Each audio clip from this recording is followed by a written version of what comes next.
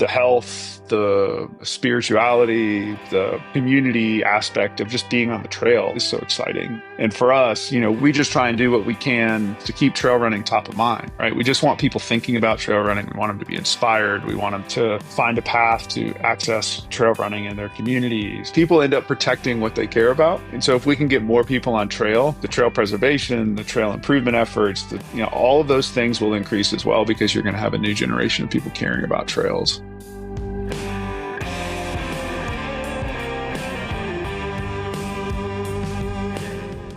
Welcome to Long Run Labs, a weekly podcast from the team behind For the Long Run, telling the stories of those running the outdoor industry where endurance and entrepreneurship meet.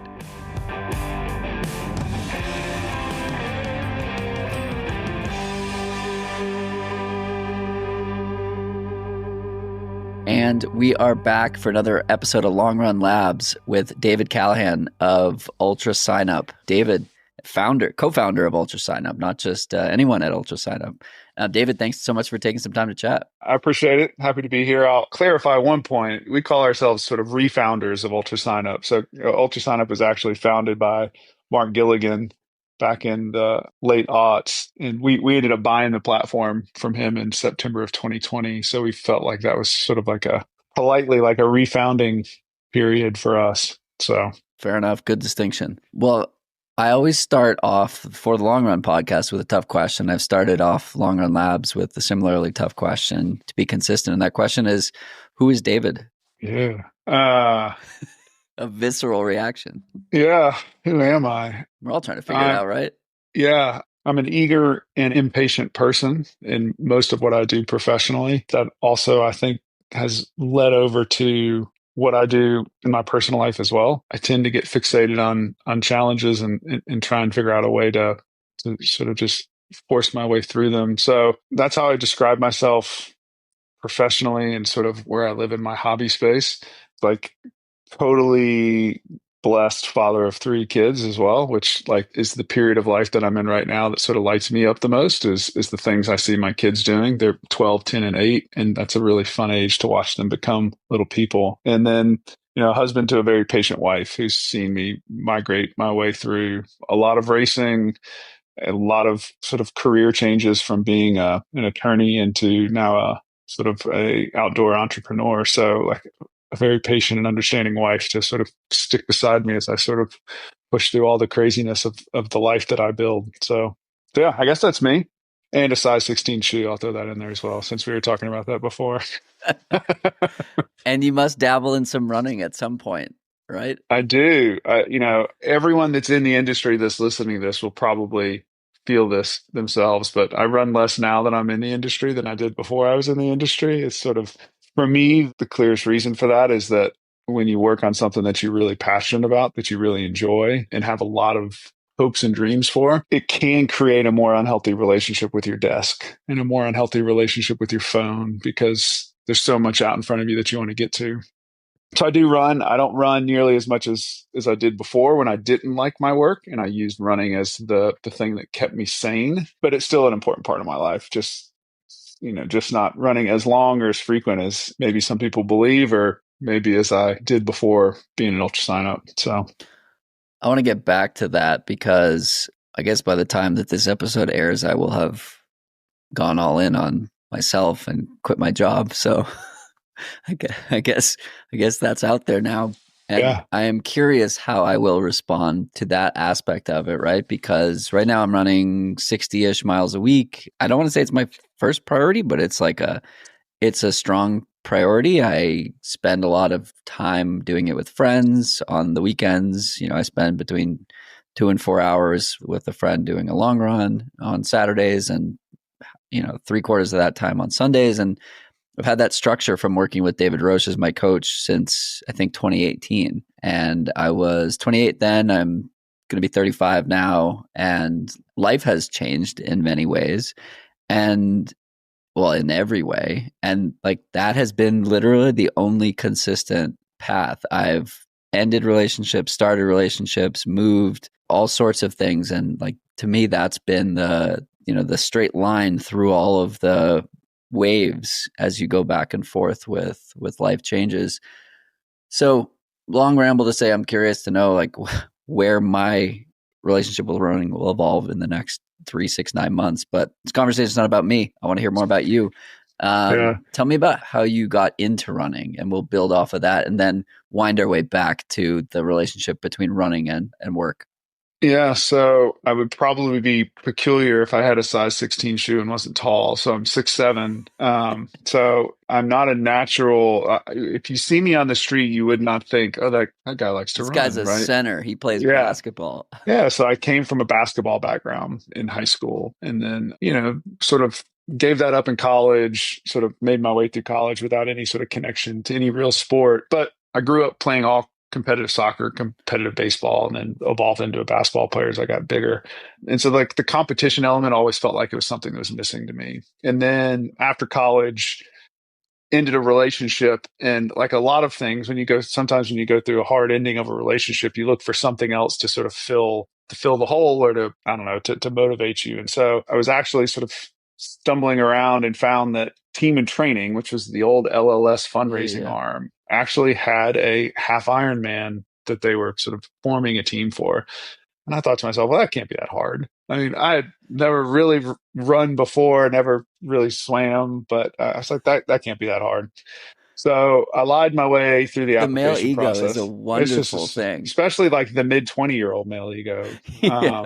And so I lied my way on, joined the team, had to learn to swim, really like distance swim. I knew how to swim, but to actually distance swim, had to get a bike, all this sort of stuff, and ended up doing the race. Terrible IT band syndrome. Like it's just a sufferfest. Gulf Coast, Alabama, hot, humid, miserable day. Got to the end of it. As you're slogging through the run, you think, I'm never doing this again. This is clearly not for me. And you get to the other side of it, and a day passes, and 2 day passes, and 3 days pass. And you're like, I think I could probably have done better than that. Like, I got to try it one more time, right? Sort And of, now we're hooked. yeah, you sort of start down the journey. And so that was the catalyst, right? It was like signing up for something I had no business signing up for. And what it did is it fed the competitive side for me. It gave me that sense of, that I could find a new way to compete against my peers. And then it also showed me that I had a lot of potential left in front of me, which was really, really exciting and motivating for me. Most people, when they get into a sport, they have this really steep ascent up the progress curve, right? And they get better and better, and that was really motivating to me. So that led me down this rabbit hole of really, in triathlon's boom, sort of being one of those booming triathletes. And I raced 100 triathlons in span of about 4 years. The last season of racing, I did 52 triathlons in 52 weeks for a local charity here in Nashville. And, you do that much of it, and it just becomes part of who you are. And kids came along, life got busy, they had schedules. And so the things that dropped off of the triathlete calendar are swimming and biking, right? I don't have a Olympic sized swimming pool in my backyard. Cycling was always difficult when you live in the city to find an easy and accessible path. So running just became the thing from my years as a triathlete that just remained a part of my life, an integral part of my life. So And how did trail running come into play? yeah, I think I discovered trail running like a lot of people. I live within 15 minutes of a great trail system here. And, every once in a while, you think, I'm going to go out and sort of give that a shot. And slowly you have this, I don't know, you go from, at least for me, you go from just slogging away at the miles on the road to actually enjoying and looking forward to the opportunities you get out on the trail. And for me, when I was racing a lot of triathlons, I went through this period of like, all right, we got to track everything. So power meters and heart rate monitors, and like I'm just over it. And I got to a point where it was like, this is just too much for me. I can't even enjoy the sport because I'm so consumed with all the data. Like, thanks DC Rainmaker for like getting us hooked on everything. But so then I went the other way. I was like, I turned everything off. Very Laz, like had just an old like Timex watch with no data, no heart rate. And then when I got into running, I found when I was running on the road, I was falling back into that trap, right? I was like really tracking heart rate zones. I was really trying to understand power. I spent like unhealthy amount of time looking at my watch when I was running. And I can't do that effectively on trails. And so the trails became the place that I could go and just actually like run free, which I really love. So It's funny. I had a similar experience. I was pretty burned out on the marathon like 2017, 2018, and I switched to trail running and everything changed. And then all of a sudden I like finally broke three. Ironically, like I stopped caring about the time and the paces and finally hit the time goal that I had been chasing for 4 years. So it's funny how it's both like a psychological enhancement, but it also can lead to actual better performance when you pull back from the data overlords that many of us are following these days. It's cool to hear your foray into trail running in Tennessee. I know I was just in Alabama, and there's a huge investment in the trail infrastructure in northern Alabama. I'm also aware that that's happening in Tennessee also. And so it's cool to hear this happening in some of the southern states where like you might assume that that's not the focus, but you'd be wrong. And it's cool to hear.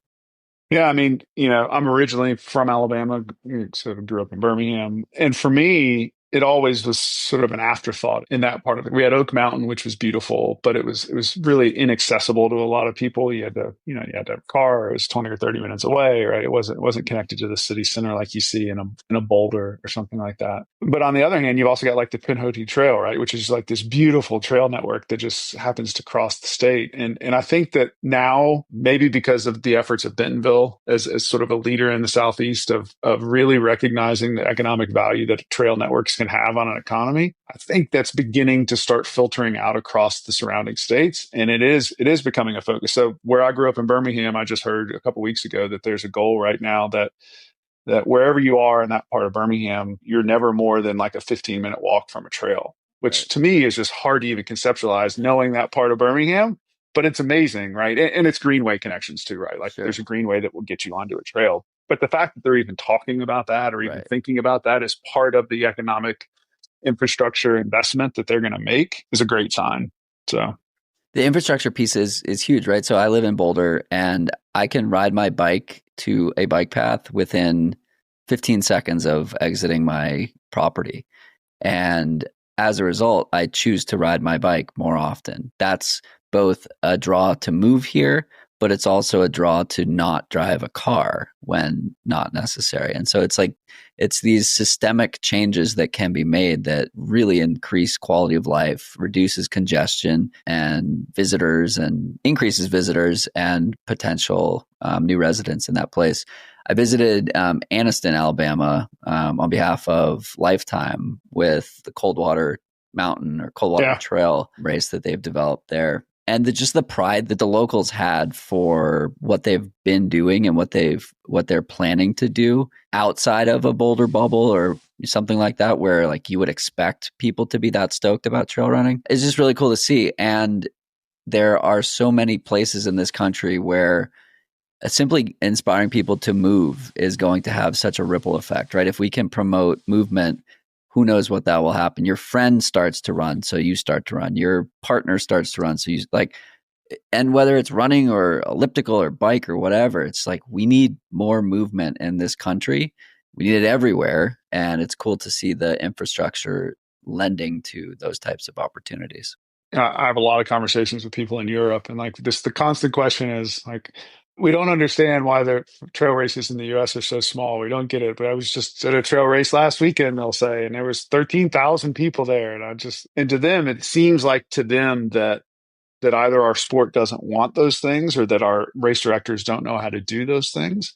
And the reality is that it is the way that our country was architected that makes those things nearly impossible. So Boulder is a great example of a city that was built connected to the mountain, right? It's part and parcel of the mountain, which is very consistent with how it is in Europe, right? You go to Chamonix and you're a 5-minute walk from countless trails that can get you up into the mountains, and you can go for hundreds of miles, right? Because the infrastructure is built out. Where here in the States, most trailheads are disconnected from city centers. They're a car ride to a small parking lot that then allows you to access the network. And it's just the nature of it. And we're not going to revamp the entire architecture of the country to have it a different way, but it just means that we've got a very long tail of small races that scatter the country instead of a few really large races that dominate the sport. And I think there's some beauty to that. And talk about Bentonville again. It's a cool place because it's like its own little sandbox where where they have the ability to build the modern city connected to trails, which is sort of fun to see when you've got billions of dollars to play with.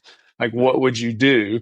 And they're saying, well, what we would do is we would make this a very bikeable city, a very runnable city, and a city that connects into the trail networks because that's important for us. So it's cool because you have the ability, like there's then the ability to have a case study of what happens when you pour billions of dollars into outdoor infrastructure, right? This money comes from the Walton family and they just seem to like being outdoors in addition to having a draw to come to Bentonville other than to meet with the Walmart buyers. There's also a university in the city, so it's becoming a desirable place to go.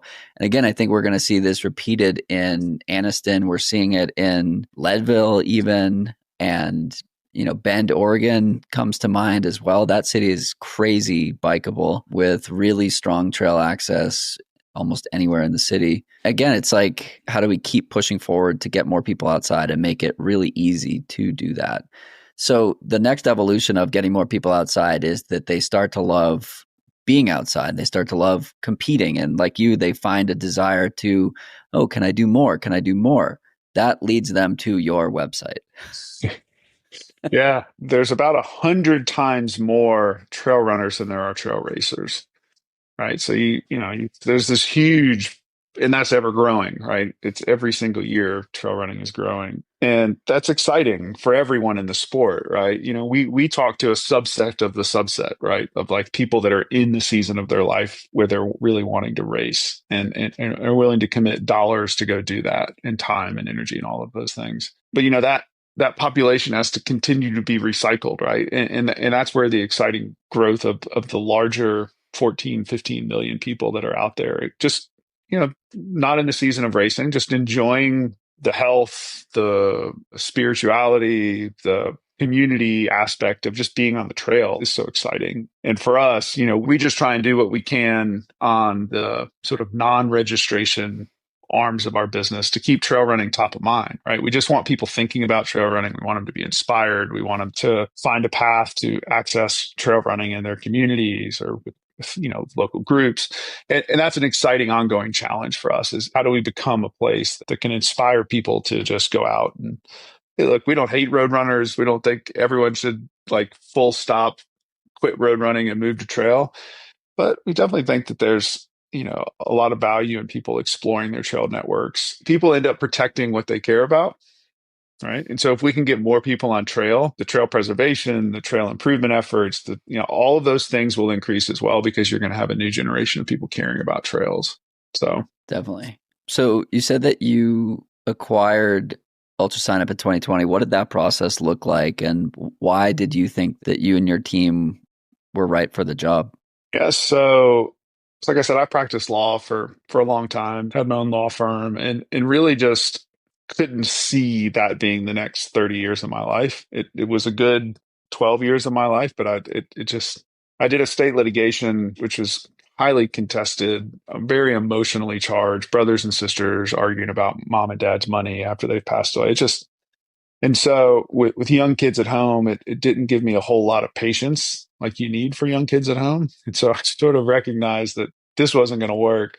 So a lot like you, I sort of decided that I'm just going to hang it up. I'm just, I'm going to find something else to do to fill the void. And so I really stopped practicing law without the next thing lined up. You at least have a little more definition of where you're going than I did. So I started doing a little bit of consulting work, which is a fancy word for, I guess, unemployed when you get above 20, right? Started doing some consulting work for a long-term client.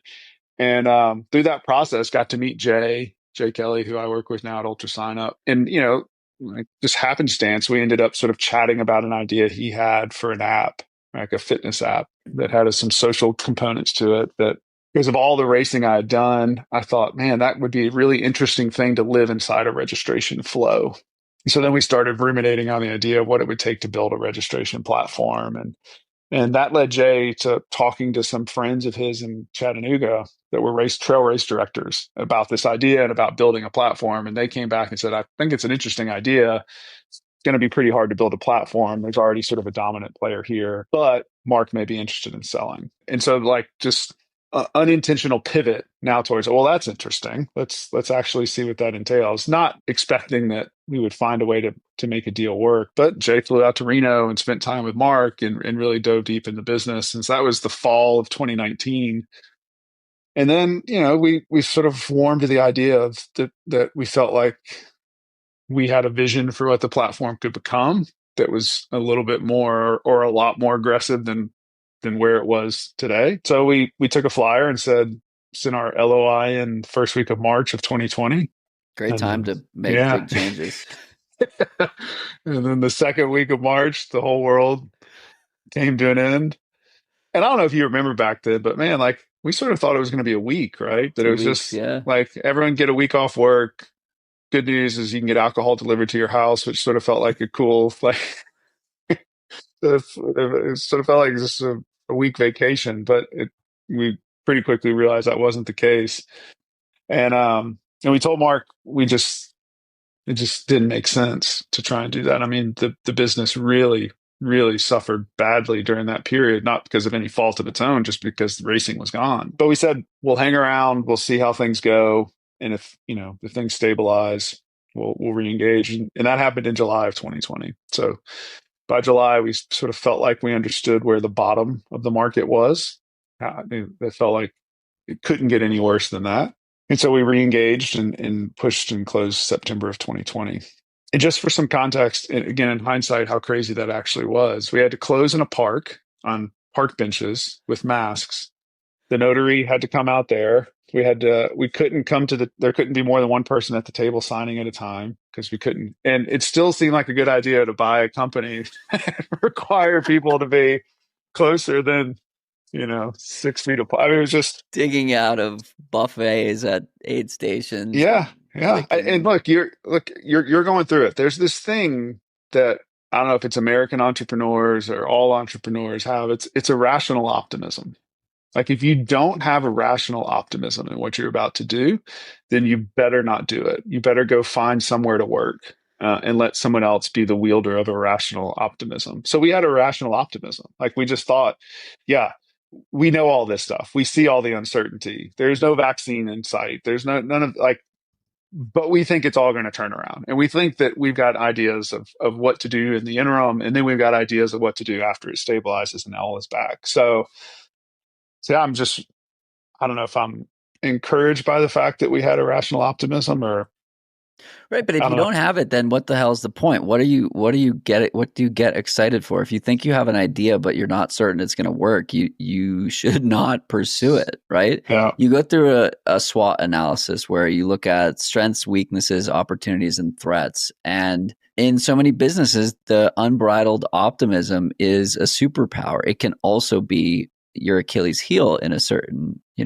if it's time to really, take something out behind the barn and shoot it, Yeah. as Mr. Wonderful so often says. But in terms of getting something off the ground, like you have to have that kind of like, why not me kind of a vibe. And I've always thought that that's like my strong suit, and my Achilles heel is that optimism. And it puts me in a position to be successful, and it can also be a hindrance in the, discovery process of B2B sales, like thinking too positively about a deal coming through. Like you have to have a dose of realism as it relates to a business transaction, but to build a business, I think it's a bit of a different story where you still have to be grounded in reality, but that reality can, advance a little bit beyond the walls of reality sometimes, I suppose. Yeah. I mean, for me, our optimism remains irrational. I'll say that, right? When people get stuck in a long elevator ride with me and I get to tell them the whole pitch, like at the end of it, they're like, that sounds a little crazy. What is the And whole so, pitch? yeah, I Pretend we're mean, stuck in for an us, elevator. yeah, for us, we believe that there's a real opportunity to more deeply socially connect people that are in this season of racing. And I know, like, as soon as you say social, everyone's like, "Oh my gosh, that's like the last thing we need. It's another social platform." But for me, there's this real opportunity from the moment somebody registers for a race until the moment they show up to the start line to connect with everyone else that's going to be a part of that race, right? I mean, there's you living in Boulder is probably a perfect example. There are races that you have signed up for that someone in Boulder is doing and you have no idea that they're doing it. no idea. Or that someone in Boulder has done that race and they can tell you all about the tips and tricks and where to park and best restaurant to eat at, all those sort of things. So for us, we see this future of a more socially integrated experience for the runners. So they can see what their friends are doing, they can see what races their friends are interested in, they can meet new friends who are like them, right? Who have done races like them or who are in their community. So the big future for UltraSignup is a much more social platform underpinned by all the data of racing. So racing spits out a ton of data that lives in Strava, but it's disconnected, right? It's all fragmented across Strava because it's not anchored around an event. So you can't go and look at the Cocodona to all the files from Cocodona 250 inside Strava. You have to know who every runner is. You have to search their profile. If it's accessible, you can then get it. Then you have to normalize that data across everyone. So for us, anchoring around events is the key, both for the social connections, but also for all the data. So registration will always be the core component of that because that feeds both of those experiences. But that's what you'll see is a much more social, much more data heavy platform that is designed to make. We have the saying internally at UltraSignup that one of our goals is to get people to the start line happy, healthy, and ready to race. Right? If you show up happy, healthy, and ready to race, odds are you're going to have a good experience and you will want to stay connected to the sport. And you may also tell your friends to come to the sport, right? You become evangelists for the sport. Right now, it's almost all the responsibility for that falls on the shoulders of the runners to find community, to find information, to, figure out where to stay. Can I crash on someone's couch? All that is on top of all the training that you have to do and the normal life that you have to live. You've got all of this layered on top of it as well. And so for us, the social and data components are ways that we can make sure that people get their questions answered about the race, they feel connected to the community, and they're as prepared as they can be heading into that race, with the hope being that people stay connected to the community long term. So, like I said, it's a long elevator ride. So that was sort Yeah, of we're currently stuck on floor five, between four and yeah. five. I first heard you talk about this concept, happy, healthy, and ready and excited to race on Second Nature. So finish this episode and then go back and take a listen through that one if you haven't. If you like this podcast, you will definitely love that one. I love the concept of, so your business model is the race directors are paying you, but the race directors are being paid by the registrants. And so in the model that you're referring to, is this a subscription? Is this are the race directors paying you more, or are the racers opting into a community experience like this? So actually, the way that it works right now is the runners end up paying our fee a Sure. lot like Yeah. you do with Airbnb or VRBO. And in the future, these, I would suspect, like most social platforms, you'll have more brand presence, right? So you'll have more revenue from brands that'll help offset some of those costs. But no, the expectation, the long term goal for me, and this is what will drive Jay nuts and scare the hell out of the rest of the team, is like the future for me is that I want to get to a point where we don't charge for registrations, right? That we've diversified our revenue in other ways, and the registration is just sort of part of the overall experience that you get to have. I mean, it's a truly commoditized service, and I think that when you look at the longer term relationship that a platform can have with the runner, there's other ways we can bring value to that runner that beyond just that really narrow relationship of registration. And when you're able to bring value to runners in a more extended way, there's new opportunities to monetize that remove the required monetization model that exists now. So Makes sense. Yeah, just to clarify what I meant earlier when I said the races are paying you, right? People can't just sign up for UltraSignup and not be associated with the race. So the races are driving the individuals to sign up for a race via UltraSignup, and they're paying you. But yeah, I've signed up for a million races. I yeah, don't know why I phrased it that way, but that's how I was thinking about it. But yeah, yeah, the ability to have some extreme value add that goes way beyond just the, hey, here's $100. I want to go run in Boulder this weekend, or I want to go to Tahoe and sign up for something, and leveraging all those other aspects, right? We're seeing it with all the roll-ups happening with Outside. We're seeing Strava acquiring a bunch of things. Like with Outside, they are looking to be an end-to-end solution for activities, right? You want to go book accommodations, there's an app for that that's under their portfolio. And so they're trying to own the experience from start to finish in a different way related to travel and related to tracking and this and that. Why do you think there is a desire for this aggregation of the different components of what we're doing and where we're spending our money versus getting good at one thing? Or is that one thing the like being a trail runner and providing solutions for trail runners? Yeah, I mean, we live in a obviously a really interesting time, right? When you look back across the last 30 years, this is maybe, you had the introduction of the internet, which was a really interesting time.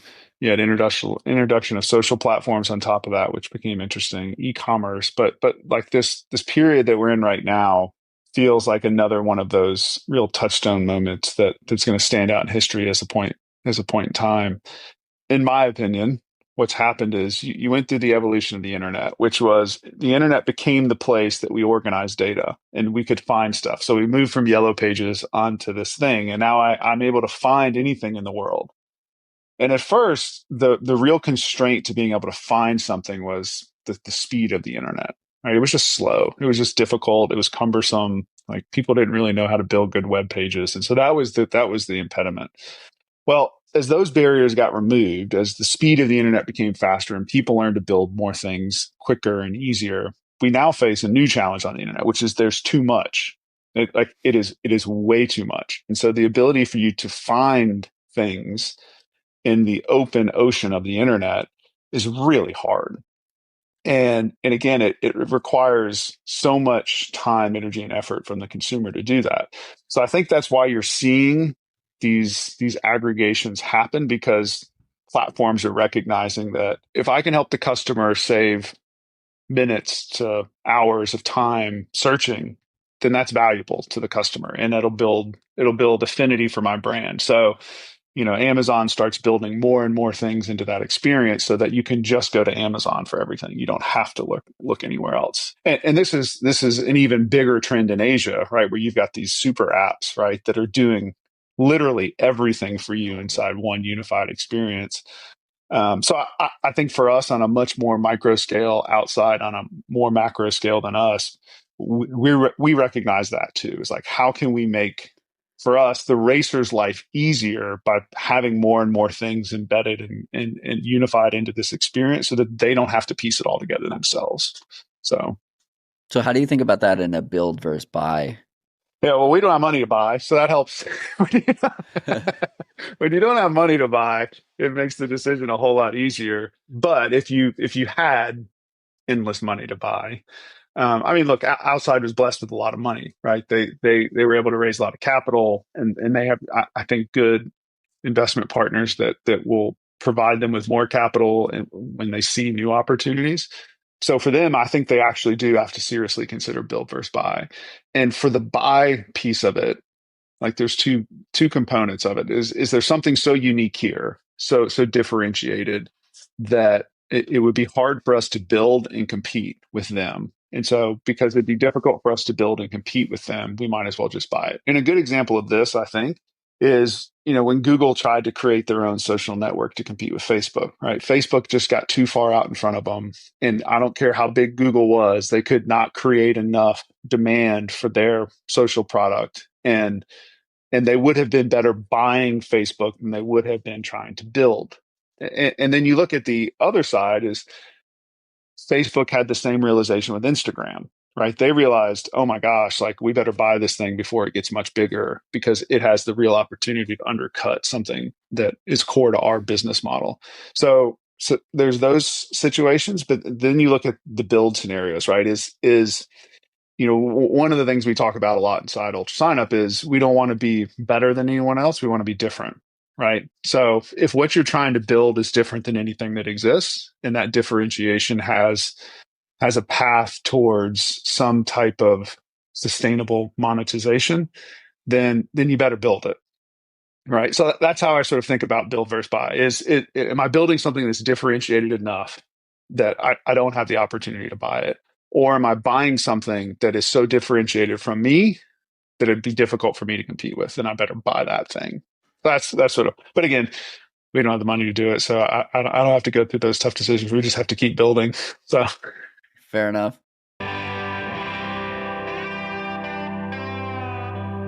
Hi, friends. Are you enjoying this episode? That's great. Would you do us a favor? Would you head on over to Apple and leave us a 5-star rating and review? This is a new show, and we can't wait to continue to grow this new platform. Your reviews help more people find this podcast. Thank you in advance. This episode of Long Run Labs is brought to you by beehiiv, the email platform we've trusted for over 2 years to send our weekly newsletter. They just keep getting better, now with a brand new and no-code website builder and an ad network that helps you earn while you write. It's never been easier to grow your audience and also your revenue. The best part? You get a free 30-day trial and 20% off your first 3 months just for being a listener. Whether you're starting from scratch or ready to level up, this platform has your back, just like it has ours.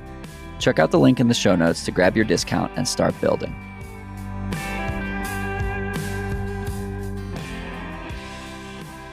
This kind of dovetails into a conversation that you started on LinkedIn the other day about VC money flowing into the running industry. And it's been fascinating to watch you engage on LinkedIn just more broadly, that you ask really great questions, and the network of people that's responding to them is like some of the best in the business. So it's like a wonderful learning experience and learning opportunity because the questions are highly intelligent and the answers are even better. So it's super cool. And I appreciate you doing that on such a regular basis.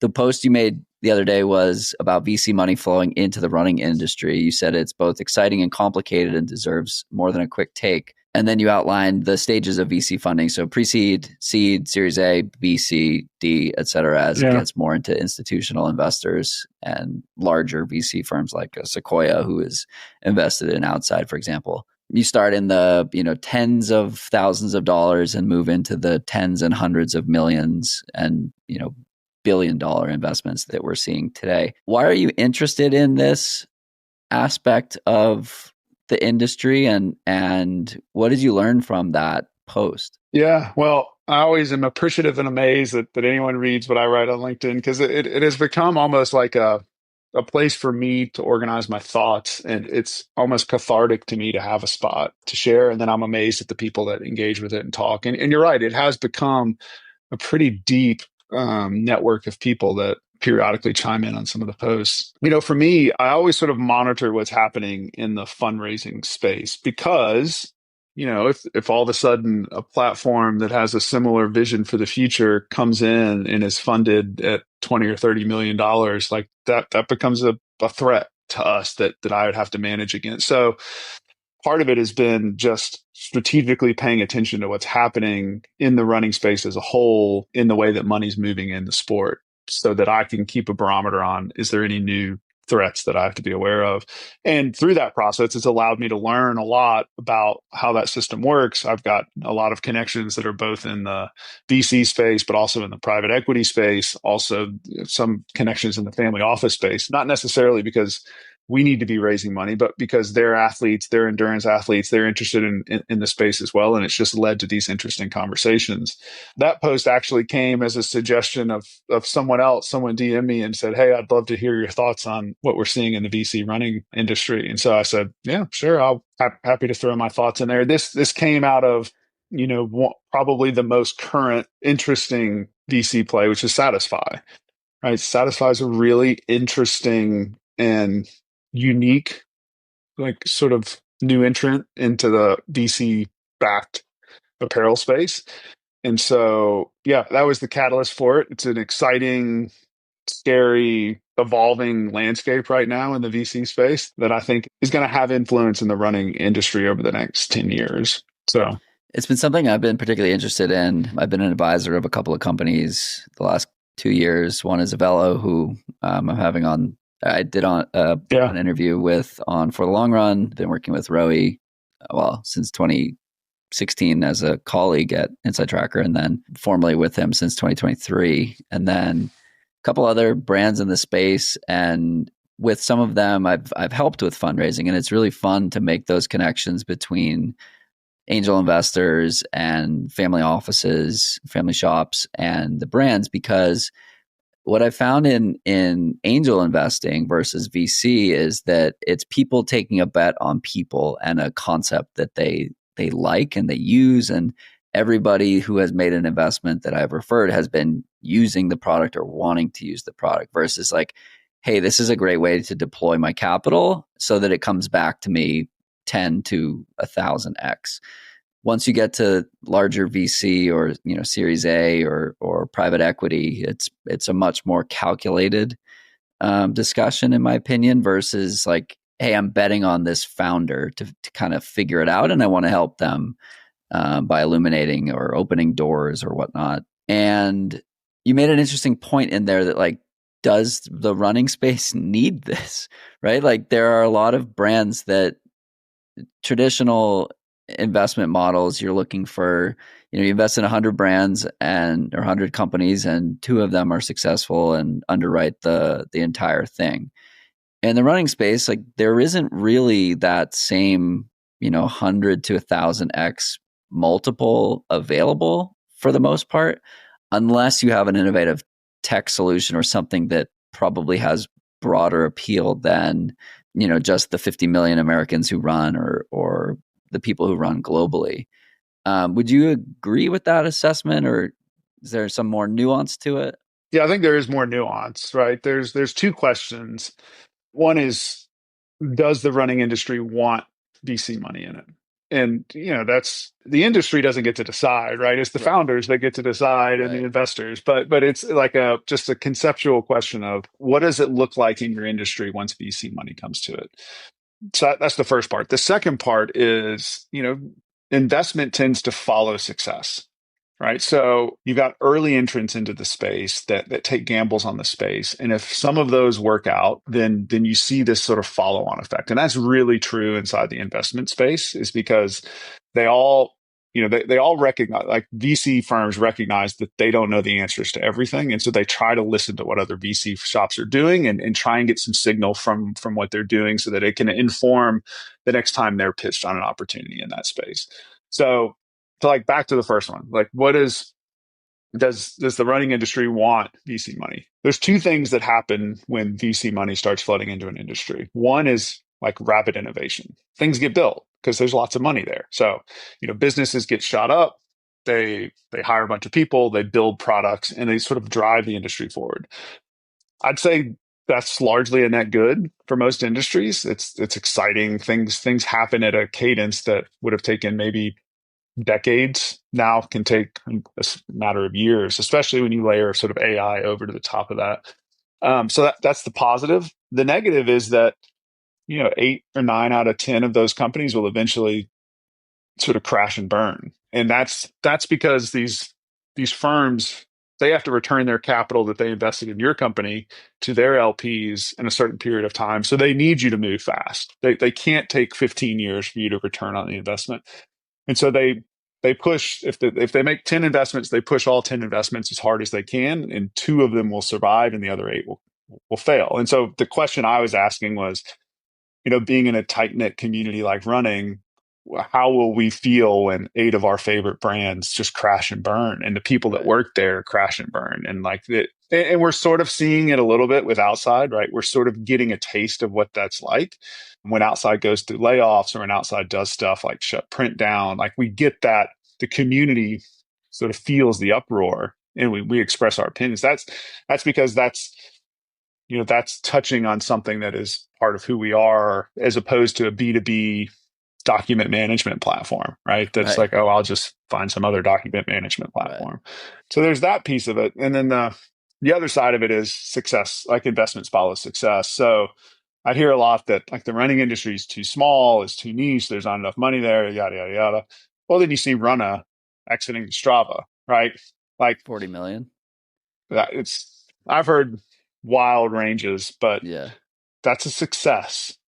And I saw, on the way I gauge it as a success is the amount of conversations that happened on LinkedIn from VCs that were holding that up as a successful example of either a missed opportunity by some shops or a opportunity grabbed by other shops, that is like at its most core a running investment, right? It is a running platform that a couple shops took a chance on, came in and exited 3 years later. And you have to imagine it's a successful exit, right? It wasn't a down round or a forced sort of merger. It was a successful exit. So I think that's a signal. Satisfy is doing what it's doing. It's going to either be a signal or not. But I think once people realize that the running consumer tends to be an affluent consumer, tends to be a pretty well educated consumer, and the opportunity that surrounds each runner is beyond just the pair of shoes or the watch or the nutrition. Like the holistic runner is actually a pretty valuable consumer. And I wouldn't be shocked if we saw more and more investments for pre-seed and seed ideas to chase some of those more holistic sort of runner experiences. So I talked with someone who went around TRE and stopped in every 10 by 10 booth and used it as a who is building something interesting and has no capital right now. So like the 20 by 10 or the 20 by 20, not interesting because yeah, they probably have some funds, but going around and finding the, hidden gems of the group. So there's definitely people with money in the space who are runners themselves, who are interested in playing the game and seeing what they can do and having an affiliation and affinity beyond just being a fan of a certain brand and want to be a champion of that brand. And then there's, as you said, the reaction from the industry. It was fascinating to watch the dichotomy between responses when Avelo launched. It was, this is awesome and I am so here for innovation. And then on the flip side, it was like, I don't want VC money in the sport. And it's like, well, they're not VC funded. It's like I can tell you the entire story yeah, of like why it's truly not VC funded and Rohi is building it his own way, blood, sweat, and tears. And it was just fascinating that like there were people so far on either side of the fence that they were totally championing it, or like big names in the running industry saying this is bad. Why are we doing this? Keep the VCs out. Let's keep running the way it was in the 80s and 90s, which I think the disruption has already occurred. Like we are a new place today versus 2019 even, let alone the 2000s and 2010s. So I think the change is coming. And to your point, like brands and investors have realized that the runner is a valuable person, right? The household income is 2x the average American. The average triathlete is 3x the average American. So they're spending and they're willing to be marketed to. And there's a lot of upside there for sure. yeah, yeah. And people like, I don't fault people for this. I'm not trying to, cast aspersions on anyone, but it's like such a simplistic view to say, I'll build this like revolutionary shoe technology without investment. Like, well, how the hell do you think I'm going to Right. do it without investment? Right. It Right. becomes a bit binary, right? It either can be built or can't be built based on whether I can get funding for it. I mean, you don't want to create a system where only the people that are independently wealthy can build stuff. Right. That's like Because then they're not that is, solving problems for the yeah. average person. So I get the fear, I get the trepidation, I get the frustration that we have VC money or private equity money or whatever it is, where outside money, I guess is the best way to describe it. I get the fear of outside money coming to the sport. I understand it. But the alternative is that you do go back to the 1980s, which, by the way, the shoes in the 1980s compared to today were terrible. Like the hydration nutrition was terrible. The headlamps were terrible. Like all of it was But the we PRs are legit. yeah, I'm just yeah, kidding. yeah. I mean, I think we have this sort of utopian view of what the past was like. And Right. this isn't a political podcast, but we see it in politics too, right? It's like, oh, let's go back to the good old days. Well, like, Right. don't forget that the good old days weren't, compared to where we are today, weren't all that great. Right. We're in a pretty special time right now, and where we get from here to the future, it's expensive. The cost of developing stuff is not going down. I mean, AI is helping, but it's still a very expensive endeavor to go out, especially if you're launching a hardware product or merchant. Like, there's some real investments that have to happen, and the money has to come from somewhere. So, Definitely. Yeah, it's fun. It's a fun space to be in. Fun to have a finger on the pulse on it. Another company I've gotten to know is called Live Cushy, and their thing is building a better for you anti chafe. And they realized that they couldn't just build a company, on a $20 product you buy twice a year, and they want to build a deodorant and body wash and wipes and all the like an adventure stack. And we were having this conversation around fundraising, and they're like, well, it's been great bootstrapping it, but like if you want to be able to fund purchase orders, even like you need huge amounts of capital, right? Like if they get an order from Fleet Feet corporate or Fleet Feet with 10 locations or whatever, like that's tens of thousands of dollars in product that like, are they going to write it out of their savings? Maybe, maybe not. Yeah. Or maybe it makes sense to open it up to angels and VCs and enable them to keep building, right? Like I love watching Shark Tank, and so many times we see stories of people who can't afford to buy their own product because they have a purchase order from Walmart for $4 million, but they don't have the $1.5 million to fund the purchase order. So, the sharks are out there saying, here's $1.5 million. I want a piece of the action, but here's all the capital you'll ever need. Yeah. So it's like, in order for these companies to even simply exist at some point, if they're a CPG or whatnot, or technology, like they need, it's like that constant game of playing catch up. Yeah. And, you know, the, the founder who's mortgaging their house and running up their credit cards, right? That's no better, right? Like Right. bankrupting people when their ideas just don't work is also not a great Right. outcome. And so all this is complicated. I mean, I think what people should look to is the founder trying to bring value to the sport, right? Are they really trying to create value for the industry, or are they just trying to extract, right? Like there's the distinction between value creation versus value extraction. Like we can all understand that the investors are trying to extract value, which is not, that's not a derogatory term. That is, like, I think founders need to understand that most, especially VC investors, like their priority is their investment, not your business. And that's Right. why 8 out of 10 of them end up failing. But that's okay. That's what's agreed upon when we all sort of come together. But the hope is that the underlying company, is bringing value to the space. Look, love Strava. Strava's great. Strava's on Series F, right, or Series G, right? So there's a lot of venture money, a lot of institutional money inside Strava. But I think most people would largely agree that they've brought a lot of value to the sport, right? And the balance of power has not shifted entirely to the investors, and they've not begun just extracting all the value from the industry. So that's just a good example. I think Runa was a good example. So I think Satisfy is trying hard to bring real, true value to the space. It's a different type of value than anyone else is bringing, and I think that's what makes them an interesting investment for some people. But that's how I think about it. Cool.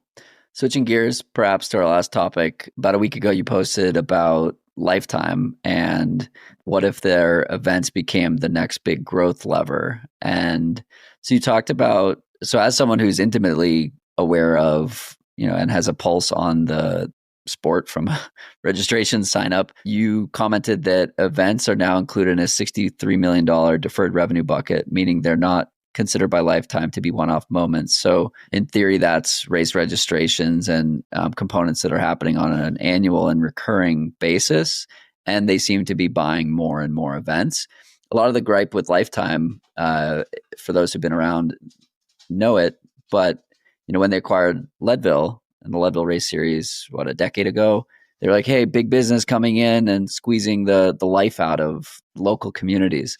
I've been pretty involved with Lifetime and Lifetime races and Leadville and whatnot for the last few years. And I've seen that they truly care a lot about their footprint and what they're doing in these mountain towns or in these outdoor destinations.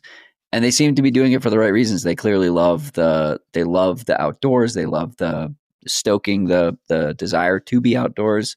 I'm curious, again, based on the comments and based on your own thoughts, where do you think, or how do you think a big brand like that continues to innovate and differentiate and stay valuable and maybe even generate more gym memberships?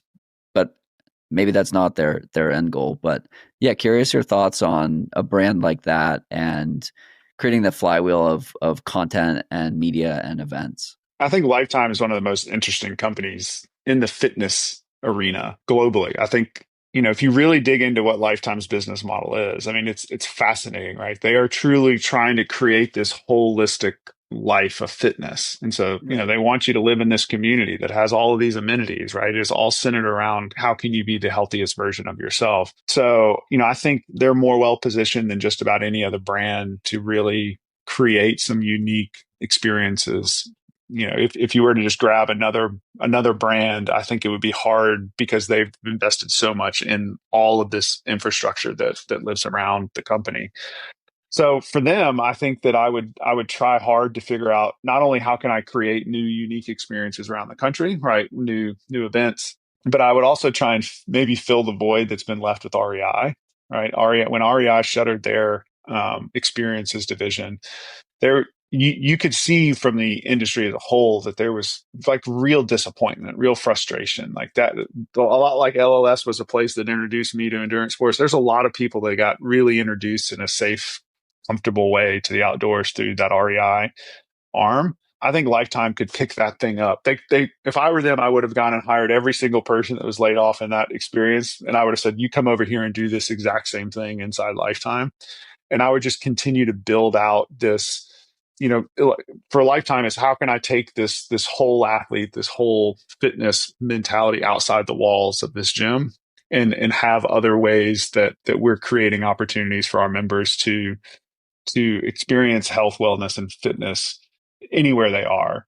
So that's what I would have done. I would probably continue to try and find ways to stitch together the events with the gym experience. So, if I were them, I'd buy a bunch of those Wahoo trainers. I'd have them preloaded with Leadville courses or any of their other courses, right? So if you're in the gym, you can be running sections of the Leadville course on a truly dynamic treadmill so that you feel like you're there. I wouldn't have other Like race a courses bag on over your there. face. I mean, I would do stuff like that, right? So that I think right now the events feel a bit Separate. disconnected from Yeah. the larger, and I would continue to try and pull those closer and closer together. So, Yeah, it's a great point. And I do wonder what the overlap is between members of Lifetime and people who are participating in their races. And like the race in Anniston, I don't think that there's even a Lifetime within 60 miles. So they don't seem to be centering and there's certainly no Lifetime in Leadville. yeah, But there's one opening here in Boulder where I'm sure a lot of people are coming from for that race. But they don't seem to be centering the events around pushing people back into the gym.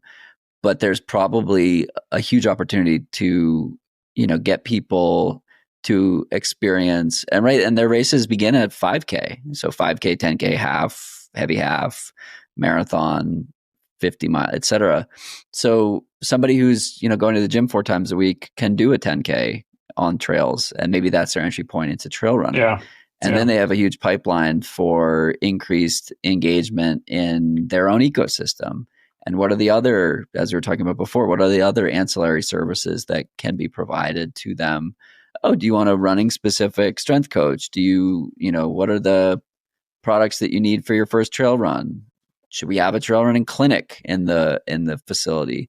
Those types of things that can really take it outside those walls, as you said, and build that connection to the outdoors. So yeah, it's fun. I know a bunch of the people that work there. They love what they do, and they seem like they're aware that things are just getting interesting there. yeah. It's got to be one of the more interesting places to work. I mean, I think I would love to see their roadmap, right? I would love to see how they're planning. I can't imagine we're the only ones that are seeing this and saying, like, they have to see it. And that's why I think you see this as deferred revenue, right? They're viewing this as an investment today that they're going to monetize in the future, right? Yep. So they've got some plan for it because that's why it's showing up on financials in that way. So I'm excited for them. I think to your point, a lot of people were scared of Leadville. I mean, of Lifetime when they came in and bought Leadville. I think they've been, there's always complaints, right? There's always things that people don't like, right? If you do have a Lifetime membership, you can skip the lottery. Like there's all Right. sorts of things that cause people frustration. But largely they've been an example of a large brand that can come in and buy a legacy race and actually not screw it up, right? Yeah, They've it's been really cool to see. I have Lake County, which is where Leadville is located, as a partner with For the Long Run podcast, and I do a bunch of social deliverables for them and create video and whatnot. And so I get to talk with their economic development office on a regular basis. And Lifetime or Leadville Race Series is like that's their lifeline, I right? Like believe it. if you remove, so they have 3,000 residents that live there, and between June and August, they have 9,000 people in their town. And so that 3 month period is enabling the town and the county to pay the wages for the rest of the year. So, like in Twin Lakes, you go into the coffee shop, they're making more on the day of the 100 run than they make, for months. And that's what enables them to keep the lights on. And so some of the content that I'm putting together will be around like how to be a good visitor and how to be a good steward of the outdoors. And you go up Hope Pass, what should and should you not be doing as a visitor or as a spectator on race day? Because the alignment of those two entities and places is critical. Yet at the same time, you have some people who have lived there for 30 or 40 years and they hate it. But Yeah. it's the same thing. It's like, yes, but the shoes sucked, and the nutrition Yeah. didn't exist. So it's Yeah. like there are dinosaurs in every arena, and I don't mean it. Maybe there is some shade in the use of that term, but like we have advanced in so many different ways, and we will continue to advance.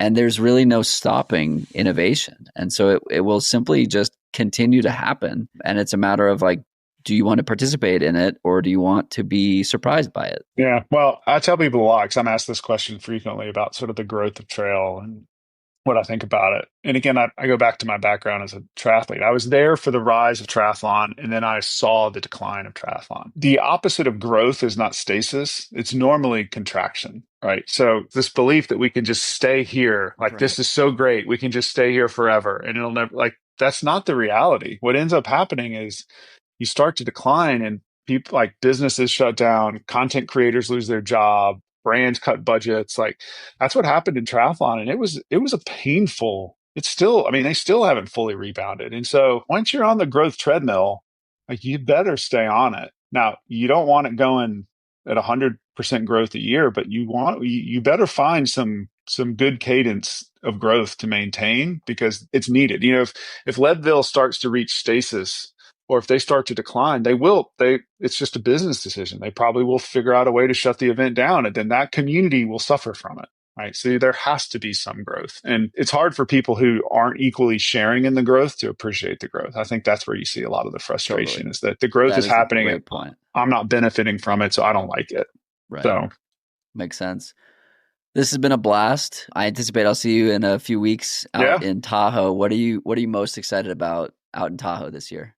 Well, for a long time we've really sort of beat this drum that Tahoe should be the week that kicks off the season, while UTMB is the week in August that is sort of the other bookmark, or the end of the summer of racing. But for us, you got Broken Arrow with all the short distance racing. You've also got Tahoe 200 that's happening right around that. You've got TrailCon sitting in the middle of it. You've got Western States, right? That is a beautiful 1 week series of events that are all happening in one place. So we're super excited about the continued evolution of the week of Tahoe. Really excited to see what Brendan and Dylan and the Western States committee is doing to sort of stitch all that together. From a pure racing standpoint, you've got Killian and Jim racing the VK at Broken Arrow, and then throwing down at Western States. Like that's pretty good, right? That's a pretty good 1 week of racing. So Love it. I believe this episode will come out before the week of TrailCon. So if you are listening and you'll be at TrailCon, come say hello, I guess, to both of us. yeah, And then I will be on a panel hosting a couple of athlete managers talking about athlete sponsorship. So I believe that'll be on Tuesday afternoon. So come check that out. And if you don't know what TrailCon is, look it up online. But it's, as David said, the couple of days in between Broken Arrow and Western States, where Brendan Madigan, the race director of Broken Arrow, and Dylan Bowman who needs no introduction but is amazing, are putting that on as a way to keep the people in the industry captivated and in Tahoe, in Olympic Valley, by discussing some of the most pressing topics in the outdoor space. So come join us. And David, appreciate the chat, and Absolutely. we'll see you out there. Thanks, Jonathan. Of course.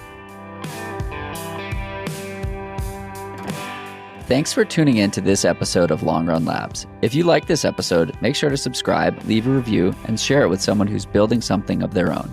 We'll be back next Tuesday with more stories at the intersection of endurance and entrepreneurship from the people shaping the outdoor industry in ways big and small. Until then, keep showing up, keep asking questions, and we'll see you out there. This show is produced by Dylan Delaney of Delaney Video LLC, with musical composition by Brian Walters of Single Track Sound, and managed overall by Emily Holland of Wild Poppy Creative.